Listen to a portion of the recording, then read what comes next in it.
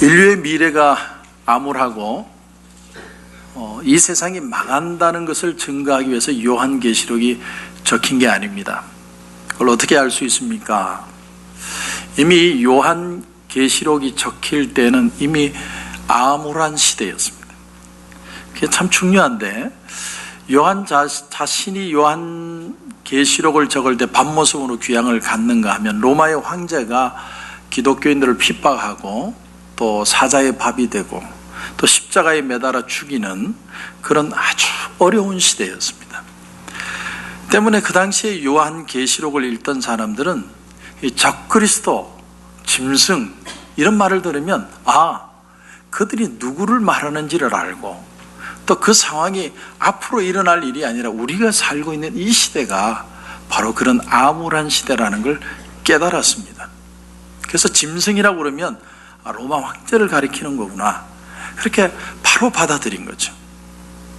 요한이 이 계시록을 통해서 말하고자 했던 것은 그러므로 이것입니다. 지금은 많은 어려움이 있지만 예수님이 승리했고 우리 또한 승리할 것이다. 우리 소망은 예수님에게 있다. 그리고 우리는 믿음을 가지고 용기를 가져야 된다. 어둠의 세력이라는 건 반드시 패배할 것이고 의인은 반드시 승리할 것이다. 이걸 믿게 하기 위해서 계시록이 기록된 겁니다. 그래서 이 계시록을 우리가 읽으면서 한 가지 알아야 되는 게 뭐냐면, 이 계시록은 믿는 사람에게 쓰여진 책이라는 거예요. 이건 우리 삶에도 적용해 보면 어떻게 할 수 있느냐면, 우리가 죄를 지을 때도 낙심하지 않을 이유가 어디에 있냐면 불가항력적인 은혜를 믿기 때문입니다. 다시 말하면 우리의 허물보다 주님의 은혜가 더 크다라는 사실입니다. 이걸 모르면 죄를 지을수록 예수님으로부터 멀리 떨어져 나갑니다. 그러나 예수님의 은혜를 믿으면 죄를 지을수록 더 주님 앞으로 가까이 나오게 되어 있습니다. 왜냐하면 나는 허물이 있고 그래서 예수님을 의지할 수밖에 없고, 약점이 있을수록 더 내가 예수님의 도움을 필요로 할 수밖에 없다. 그러니까 죄를 짓는 것이 우리로 하여금 예수님을 멀리 가게 하는 것이 아닙니다. 오히려 그것 때문에 내가 예수님 아니면 살 수 없다는 그 마음을 가지고 무슨 일을 만나도 주님을 의지하게 되는 것, 그것이 바로 죄를 통해서 주님을 만나게 되는 귀한 은혜라는 사실입니다. 우리가 사도행전을 보면서 놀라는 한 가지 사실이 뭐냐면, 예수님은 제자들에게 사도행전 1장 4절에 그들에게 분부하여 이르시되 예루살렘을 떠나지 말고 내게서 들은 바 아버지께서 약속한 것을 기다리라. 그러니까 성령 받기 전에 그들이 할 일이 뭐냐면 성령 받는 거였어요. 예수님 무슨 프로젝트를 가지시고 예산을 책정하시고 일꾼을 확보하시고 뭐를 갖추고 시설이 있고 프로그램이 있고 그런 건 전혀 없고, 제자들에게 한 유일한 말씀은 성령이 올 때까지 기다리라. 성령을 기다리고 성령이 임하시면 너희가 권능을 받고 내 증인이 되리라. 그 위의 것들은요, 필요하면 주신다는 거예요. 필요하면. 근데 이 시대를 사는 그리스도인뿐만이 아니고 세상 사람들도 다 같이 세속적인 마인드가 있어요. 세속적인 마인드. 그게 뭐냐면 일단 돈이 필요하고 돈과 계획이 있어야 되고 그래야 이 일은 추진된다는 거예요. 그래서 예수님이 당신의 사역을 하기 위해서, 여러분 가만히 보십시오. 예수님이 무슨 부자들을 도움을 청했다거나 후원을 요청했다거나 후원회를 만들었다거나 이사를 임명했다는 거예요. 그런 게 아무것도 없습니다. 주님은 그냥 말씀을 따라 사셨어요. 우리 보고 말씀을 따라 살라고 말씀만 한 게 아니라 그분이 직접 말씀을 따라 살면서 본을 보여주셨습니다. 이번에 이제 토요일 날 멕시칼리 교회를 우리가 방문을 하는데, 하루 다녀온다고 해서 돈이 적게 드는 게 아니고 들 건 다 들더라. 그래서 제가 시작부터도 그랬고 지금도 그렇고 앞으로도 그렇고 우리 성도들이 감동해서 드린 예물로 그들을 섬겼으면 좋겠다. 그 멕시칼리 교회가 정말 목회를 잘합니다. 40여 명 되는 교회가 필요하다고 해서 교회를 지어줬더니 150명이 넘었어요. 근데 그걸로 끝난 게 아니고 그분들이 가난한 동네에 가서 매번 정기적으로 그 길을 방문해서 복음을 전하고 또 먹을 걸 주고 여러 가지를 도와줍니다. 그러니까 너무나 이상적인 거죠. 현지인들로 하여금 현지 사역을 할 수 있도록 한다. 우리는 서포트한다. 제가 그 수산나 목사님을 만나서 굉장히 놀랬던 게 뭐냐면 그 교회 찬양팀은요, 하루에 성경 2시간, 기도 1시간 매일 해야 된답니다. 한 번이라도 빠지면 리더라도 잘라버립니다. 그러니까 찬양이 안 좋을 수가 없어요. 저는 부끄러웠어요. 그런 분이 사역을 하고 힘을 주고 도와주는 것이 너무나도 중요하다는 사실. 그게 하나님 나라를 확장하는 게 아니냐. 그런데 감사한 것은 성도분들이 한 분 한 분 감동하는 마음으로 헌금한 걸 가지고 우리가 지금 스페니시 성경도 샀죠. 티셔츠도 맞췄죠. 선물도 사죠. 침술도 가서 도와드리죠. 지금 걱정은 뭐냐면 딴 걱정이 아니고 보드 통과할 때 잡혀서 텍스 물까 봐. 그러나 텍스를 물으면 어떻습니까? 그들에게 성탄 선물을 줄 수 있다면 저는 그것이 하나님이 주신 축복이라고 생각을 합니다. 당시 초대교회 성도들에게 로마에서 하는 말이 뭐였냐면 너희들은 로마로부터 도망칠 생각을 하지 말으라는. 로마에서 밖은 사하라 사막이나 대서양입니다. 그리고 위쪽으로 도망가면 북쪽에 야만족이 있습니다. 야만족들이 잡아가지고 다시 로마로 끌고 왔습니다. 그러니까 어디로도 도망을 못 가요. 그런데 로마 안에 하나님의 피난처가 있습니다. 그것은 바로 어린 양이 지켜주는 시온산이고 거기에는 이 세상의 죄에 물들지 않은 14만 4천 명이 있다는 거예요. 이제 여러분 한번 오늘 본문 1절을 보십시오. 1절을 보시면 또 내가 보니 보라 어린 양이 시온산에 섰고 그와 함께 14만 4천이 서 있는데 그들의 이마에는 어린 양의 이름과 그 아버지의 이름을 쓴 것이 있더라. 이게 14만 4천이라는 숫자가 구원받은 자의 숫자가 아니고 하나님이 구원하는 모든 하나님의 백성 전체를 상징하는 것이다. 뭘 근거로 그렇게 말씀을 하십니까? 구약에는 이스라엘이 12지파가 있죠. 12이라는 숫자가 있습니다. 신약에는 믿는 성도들을 대표하는 사도 12명이 있습니다. 그래서 가룟 유다가 자살하고 난 뒤에 그 숫자를 채웠어요. 12이 대표한다는 의미로. 그래서 12 곱하기 12 하면 144가 나옵니다. 거기다가 1000이라는 숫자는 구약에서 군대 조직의 단위예요.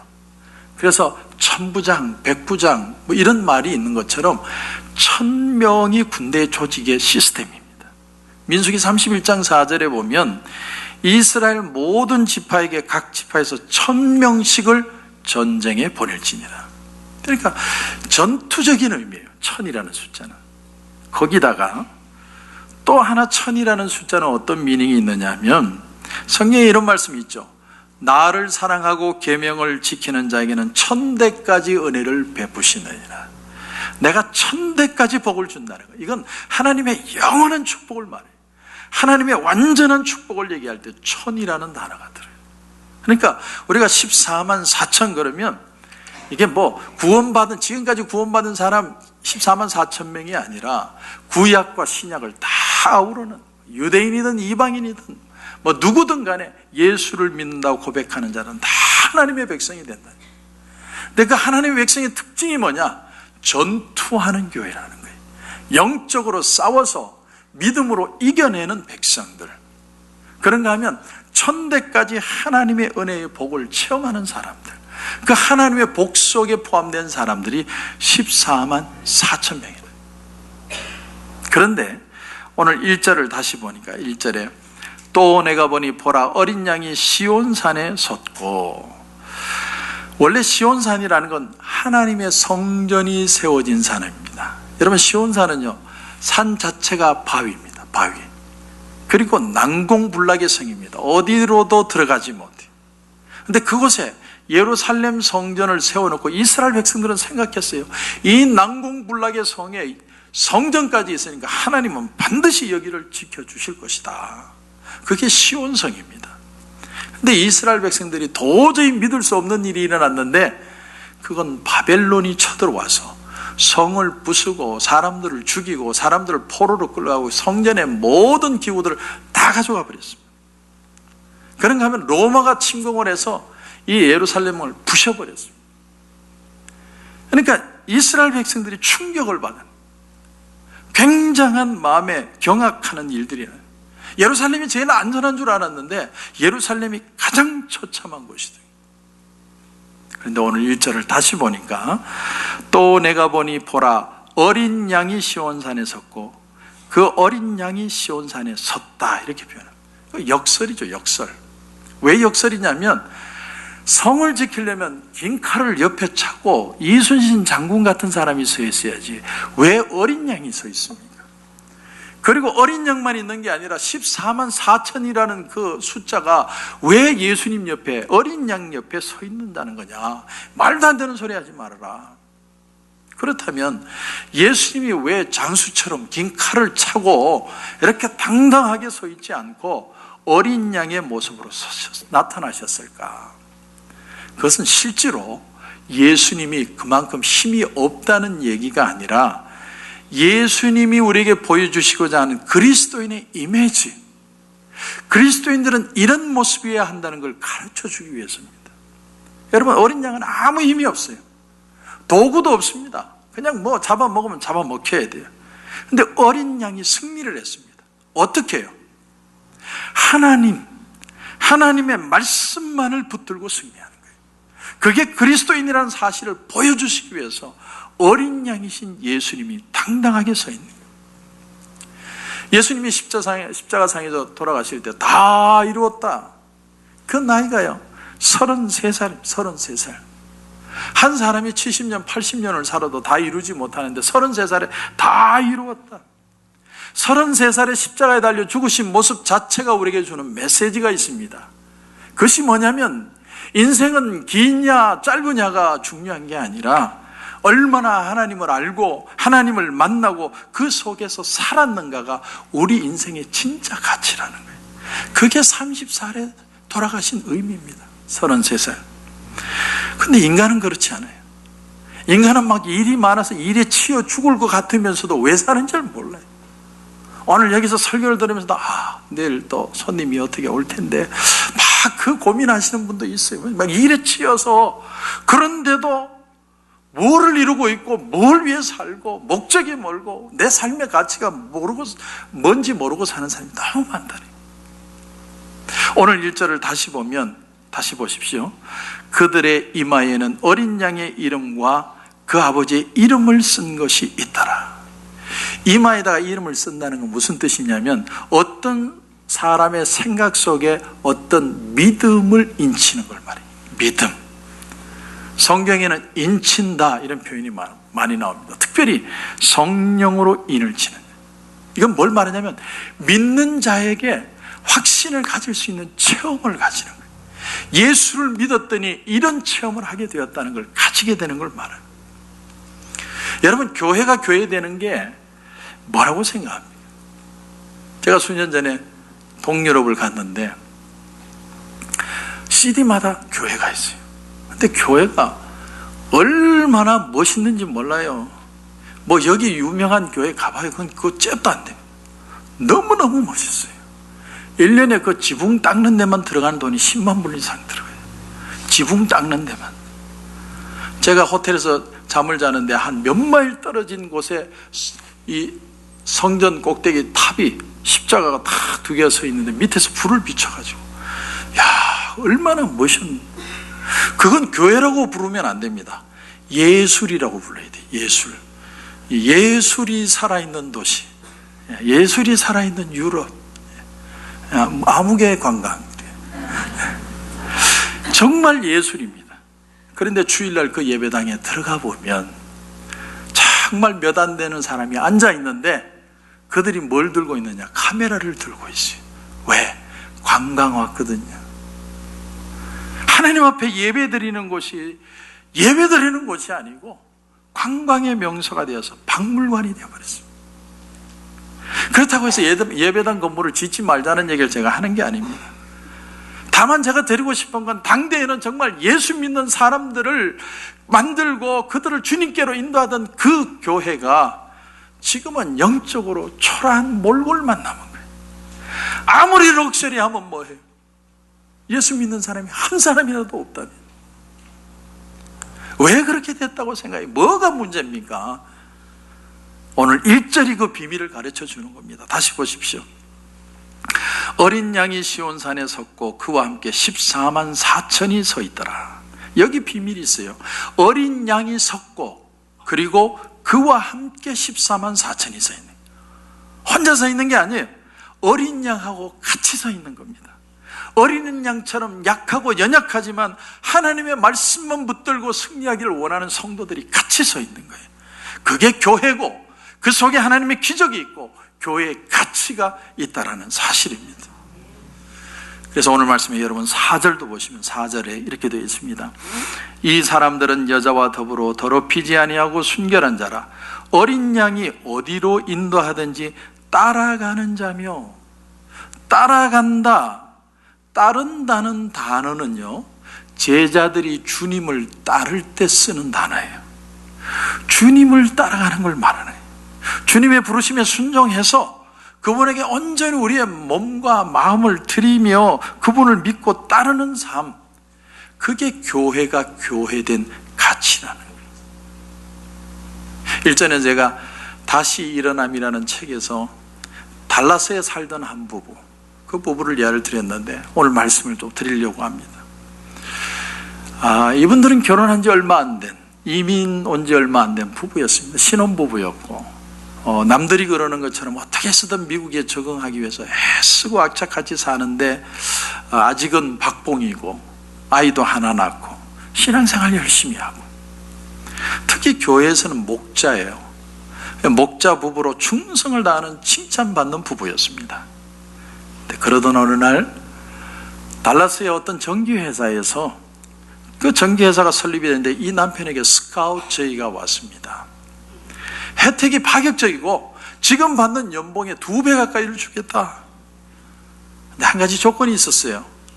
뭐냐면 3년 동안은, 회사가 제대로 세들다운되는 3년 동안은 주일 일부 예배만 보내주겠다. 그리고 주일날 나와서 일을 해라. 그것도 어딥니까? 주일 일부 예배를 보내준다는데. 그런데 부부에게는 그 좋은 제안에도 불구하고 한 가지 해결해야 될 문제가 있었어요. 그게 뭐냐면 자기가 목장을 운영하면서 금요일 저녁마다 목장 모임을 가지는데 그걸 포기해야 돼요.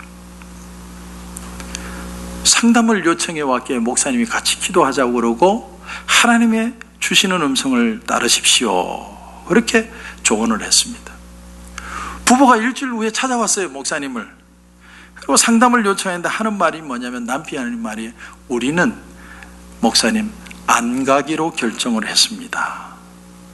물론 그들이 갈 수도 있고 안 갈 수도 있어요. 거기 간다고 해서 신앙생활 열심히 안 할 사람들이 아니에요. 이 사람들은 열심히 사는 사람들이에요. 멋있게 살고 3년 후에 멋있게 목자로 또 복귀하면 돼요. 근데 일주일 기도한 후에 가지 않기로 한 그 이유가 감동적이었습니다. 남편이 이런 말을 하는 거예요. 목사님, 제가 그 회사로 간다고 해도 신앙생활 잘 할 겁니다. 그런데 제가 앞으로 살면서 수많은 선택을 해야 되는데 선택의 그 기준이 돈이 되어서는 안 되겠다는 생각을 했습니다. 더 많은 연봉 외에 내가 가야 될 좋은 조건이 하나도 없습니다. 목장을 희생시키면서까지 가야 하는 이유가 부르심이 아니라 돈이라면 저는 가지 않겠습니다. 그들 부부는 여전히 박봉으로 그렇게 살았습니다. 하지만 자기 양들을 위해서 포기했고, 주님과 좀 더 가까이 가기 위해서 조금 더 배고픈 걸 선택하고, 물질과 주님을 겸하여 섬길 수 없을 때 주님을 선택하고, 부르심과 물질 앞에서 부르심의 음성에 귀를 기울였던 거죠. 놀랍게도 그 결정 뒤에 하나님께서는 역시 우리의 예상대로 더 나은 직장을 주십니다. 여러분이 그렇게 간증하신 거예요. 하나님께서 우리를 인도하시는 방법이 바로 그거예요. 우리는 뭐 10년, 20년 후 어떻게 알아요? 어떻게 살지, 뭐 여기 있을지 없을지 어떻게 알아요? 그런데 오늘 우리가 무엇을 해야 할 것인가를 보여주고 결정하시는 하나님 앞에 믿음으로 순종하면서 오늘을 살면 하나님께서 내일이라는 길로 인도해 가면서 우리에게 약속하신 것을 이루어 주시겠다는 거예요. 우리는 너무 먼 데 관심이 많아요. 나는 선교하리라, 순교하리라. 근데 정작 오늘 내가 내려야 될 그 결정, 하나님이 주시는 부담에 대해서 내가 예스 할 수 있느냐? 하나님 그거 질문하시. 여기에 대답이 예스가 되는 사람이 건강한 신앙인이고 어린 양이신 예수님과 함께 서 있는 성도라는 사실. 유명한 설교자 찰스 스폴전이 이런 말을 했습니다. 이 세상은요, 악기를 만드는 장소다. 악기. 이곳에서 악기를 잘 만들고 그리고 조율까지 완전하게 해야만 천국에 가서 그 악기를 연주할 수 있다. 그러나 악기만 만들어 놓고 조율하지 않으면 하나님 나라에 가서 그 악기로 찬양할 수 없다 그랬어요. 여러분, 여러분의 마음에 들려오는 음성이 아닙니까? 우린 주님을 따르면 어린 양적인 삶으로 조율되는 사람이에요. 내가 하고 싶고 내가 이루고 싶고 내가 누리고 싶은 것들이 있지만 주님과 같이 생각하고 주님과 같이 고민하고 애쓰면서 그분의 뜻을 받아들이고 그 안에 거하고 그 속에서 무언가를 이루어낼 줄 아는 사람, 그런 사람을 그리스도인이라고 표현하는 거예요. 예수에 속한 사람들. 저도 지난 삶을 돌아보면요, 하나님이 제 삶을 만져오셨어요. 하나님의 뜻이 이루어지도록. 그동안에 저도 살면서 내 이름도 한번 내보고 싶고 이거는 좀 이루어지고 싶고 막 그런 게 많은데, 그럴 때마다 하나님이 여지없이 실망시키고 깎아버리고 막 낮아지게 하고 목사발을 만드시고 눈물도 흘리고 괴롭고 힘들고 어렵고, 근데 하나님이 그 시간에 저를 만지셨어요. 막 만지셔가지고 제가 깨닫는 만큼 은혜가 은혜 되게 하시고 하나님의 원하시는 뜻대로 인도하는 은혜를 체험하게 되었어요. 어린 양과 함께 시온산에 섰다, 그분을 따른다, 그 은혜가 저와 여러분 가운데 있기를 주님의 이름으로 축원합니다. 또 하나 우리는 주님을 따르면서 무엇이 필요하냐면 새 노래를 부르는 사람. 새 노래. 여러분 3절을 보십시오. 그들이 보좌 앞과 내 생물과 장로들 앞에서 새 노래를 부르니 땅에서 속량함을 받은 14만 4천 밖에는 능히 이 노래를 배울 자가 없더라.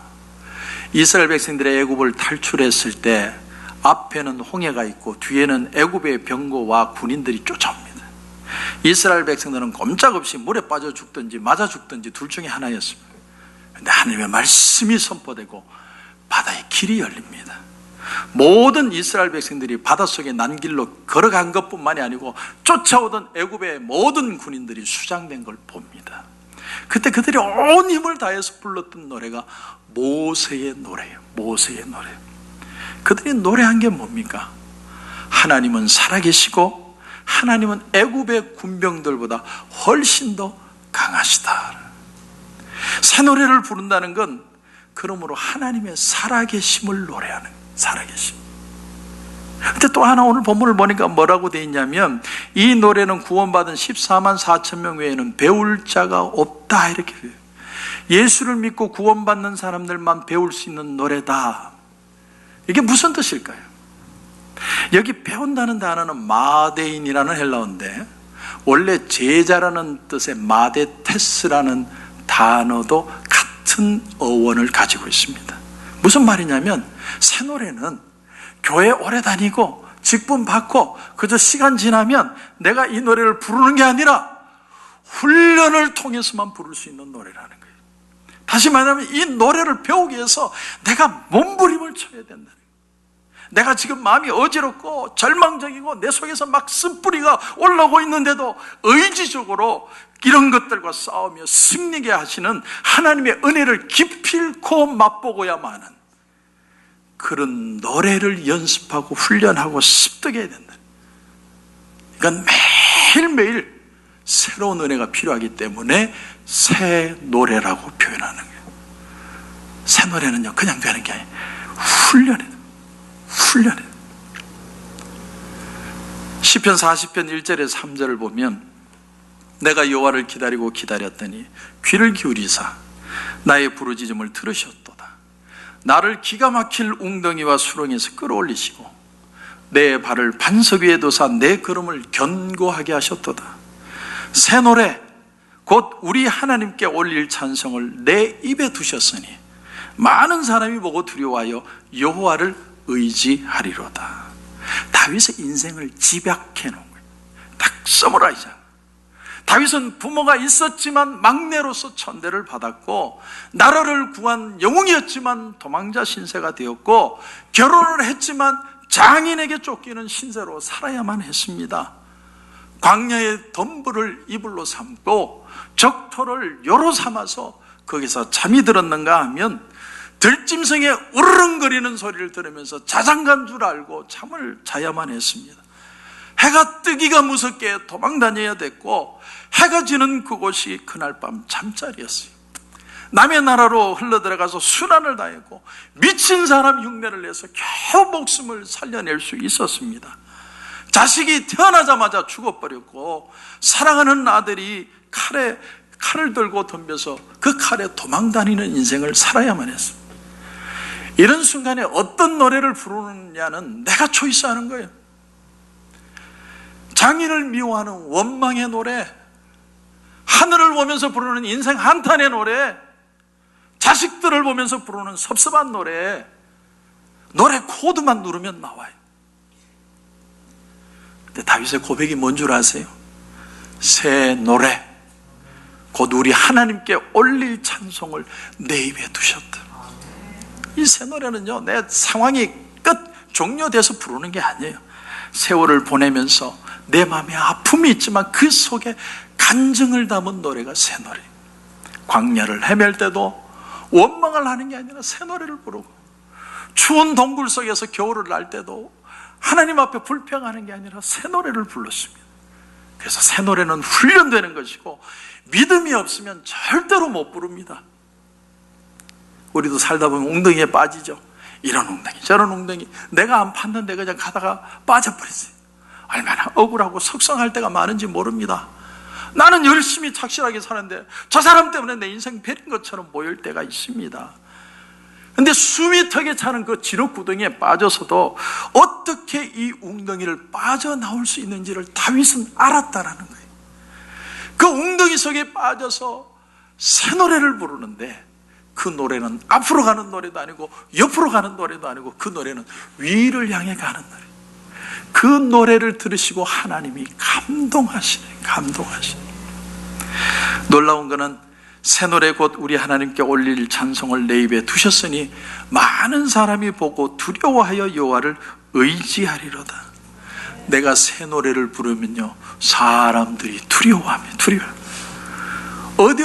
어두울수록 더 하늘의 별은 빛나는 것이고, 칠흑같이 어두워지면 새벽은 가까워오는 것입니다. 마찬가지로 웅덩이 속에서 부르는 찬양만큼 아름다운 찬송이 없고, 그 찬송을 부르는 사람만큼 무서운 사람이 없는 겁니다. 우리 노래로 기도하고, 노래로 서로 위로하고, 노래로 말을 합니다. 노래로 교제를 하고, 우린 죽을 때도 노래 불러요. 구원의 감격, 이것이 우리 성도들로 하여금 이 세상을 살아가게 하는 파워가 됩니다. 찬송이 우리에게 주는 의미가 뭡니까? 바로 하나님은 살아계신다. 우리가 어떤 순간이든 우리는 하나님이 살아계신다고 선포하는 것이 주님을 믿는 것이고, 주님을 따르는 것이고, 주님을 찬양하는 것입니다. 그런 은혜가 저와 여러분 가운데 있기를 주님의 이름으로 축원합니다.